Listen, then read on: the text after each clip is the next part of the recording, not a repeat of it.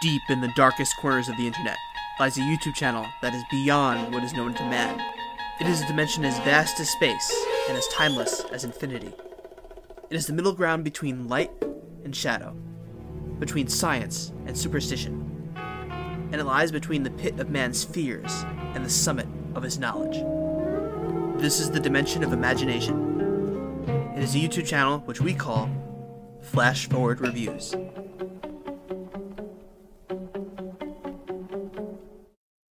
Last Night in Soho was released in 2021 and was directed by Edgar Wright.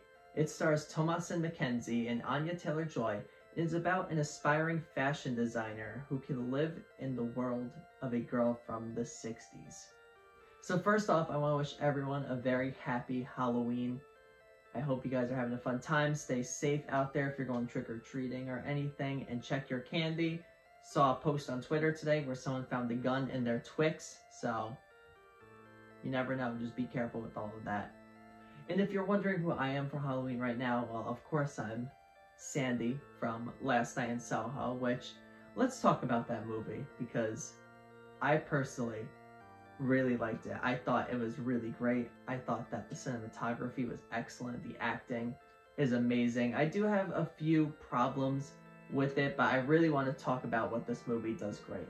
So I love a lot of things that's been directed by Edgar Wright. He's done Hot Fuzz, Shaun of the Dead, Baby Driver, and so many other movies.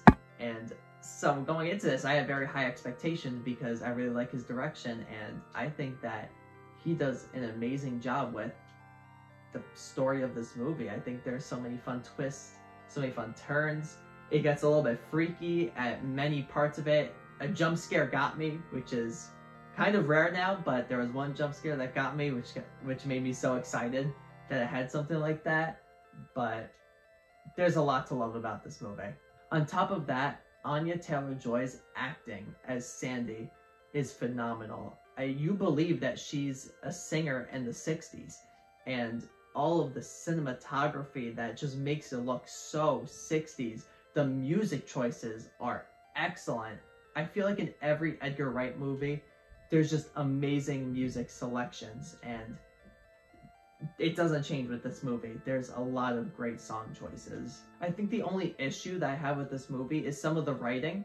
There's a few parts that after watch just really didn't make sense. It feels like a little plot hole, and they're big moments, so I don't want to spoil what happened, but for instance, one of the plot holes happens in a library. So when you see that, you know, something happens there and then it's just never brought back. It's a little bit weird. It doesn't make sense, and there should have been more done for what happened in the library. But other than that, I really had a lot of fun with this movie. There's so many great performances that I didn't even talk about.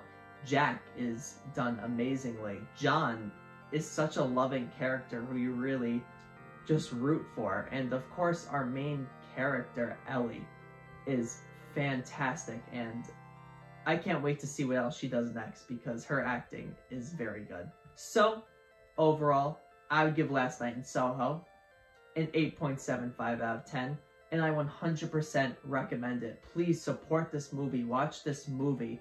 It's being overshadowed by Dune, and it's being overshadowed by Halloween Kills. And I personally think that this movie is better than the both of them. So please go support it.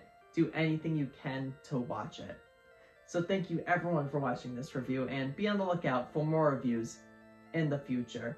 The next one is the Halloween special, so there will be no review on Tuesday or on Friday. But on Sunday will be the big Halloween review of so many different movies that I watched, many others watched during the months of September and October, so be on the lookout for that.